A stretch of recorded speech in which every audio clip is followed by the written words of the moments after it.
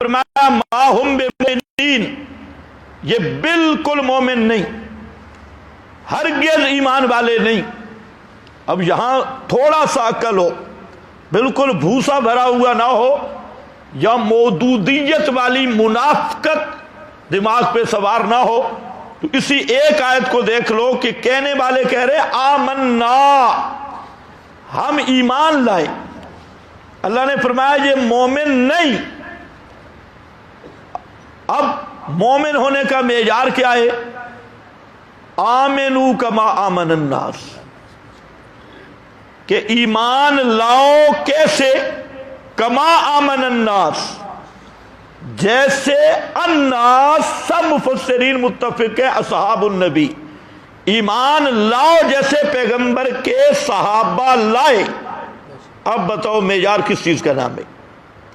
یہاں اللہ نے کیوں نہیں فرمایا آمنو کما آمن اللہ ورسولہ اس جاہل کے مطابق؟ اس نے جو کہا اللہ معیار ہے، تو اس کو جہاں تو آنا چاہیے آمنو کما آمن اللہ، ایمان لاؤ جیسے اللہ ایمان لایا۔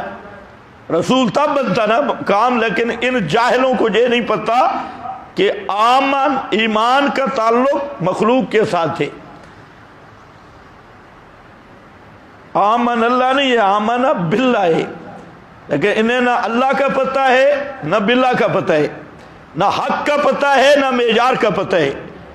معیار کیا ہے یہ بھی نہیں پتا، حق کیا ہے یہ بھی نہیں پتا۔ تو آیت صاف ہے آمنو کما آمن الناس۔ پھر یہودیوں نے ایمان کا دعویٰ کیا تو وہاں پر اللہ نے ذکر کیا ان آمنو بمثل ما آمنتم بہ فقد اہتدوا، اگر یہ ایمان لائیں جیسے تم ایمان لائے ہو تو پھر تو ہدایت یافتہ ہیں۔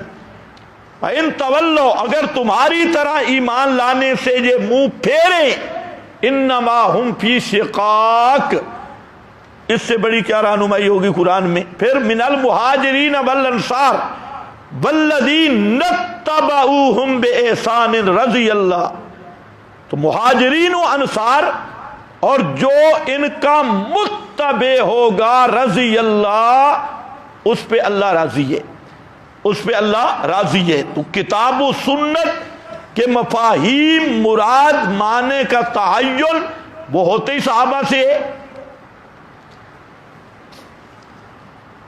صحابہ کے بغیر نبوت پر ایمان ممکن ہے؟ آپ کی نبوت کے گواہ کون ہیں؟ صحابہ کو درمیان سے نکالو، حق کہاں ملے گا؟ آپ کی نبوت حق کے، اور اس حق کے گواہ کون ہیں؟ صحابہ۔ کتاب و سنت کے عینی شاہد کون ہیں؟ صحابہ۔ صحابہ کو درمیان میں نکالو، نہ نبوت رہے گی، نہ قرآن رہے گا، نہ توحید، نہ اسلام۔ تو یہ اوپر کے راوی قرآن کے جبریل ہے، اس پہ یہودیوں نے کہا جبریل کی بات ہم نہیں مانتے، اور نیچے کے راوی صحابہ ہیں، مودودیوں نے کہا ہم نہیں مانتے۔ اب ان سے پوچھو مودودیوں سے کہ صحابہ تو تمہارے لیے معیار حق نہیں ہے، ادھر تم دعویٰ کرتے ہو خلافت کا، تو خلافت کس ناج پہ ہوگی؟ پیغمبر خلیفہ گزرے ہیں، پہلا خلیفہ کون ہے؟ ابو بکر ہے، عمر، عثمان، وہ تو تمہارے لیے حجت ہی نہیں۔ مودودی نے تو اور بھی بڑی خرافات لکھی۔ تو بہرحال اسی طرح نبی کریم علیہ السلام نے جو 73 فرقوں کی بات کی، 72 جہنم میں جائیں گے، ایک جنت میں، تو وہاں پر معیار کیا بتایا؟ ما انا علیہ و اصحابی۔ سنت اور بدعت کا معیار کیا بتایا؟ علیکم بسنتی و سنت الخلفاء الراشدین المہدیین۔ آگے فرمایا ایاکم ومحدثات الامور۔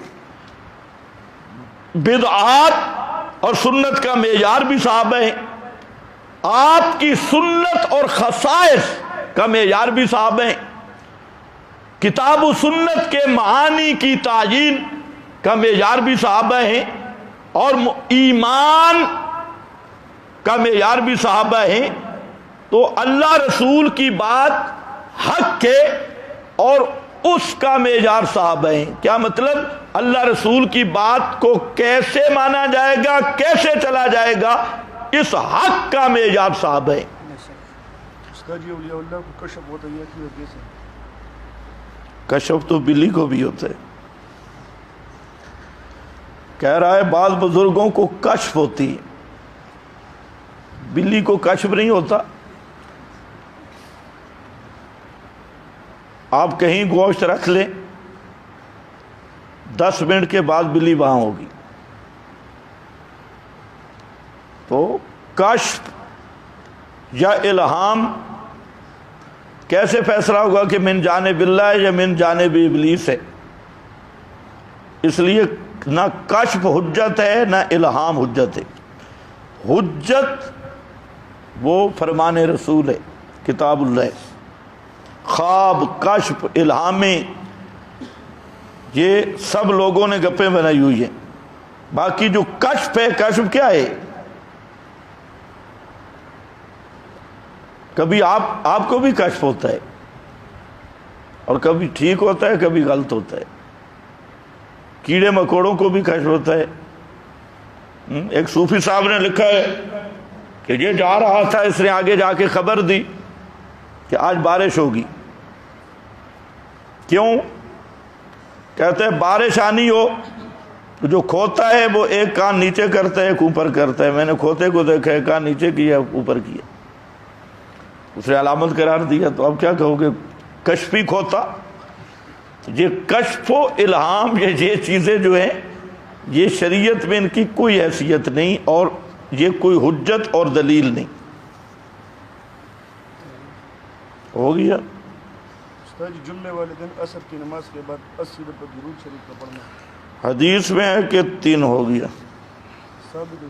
بآخر دعوانا اگلے جو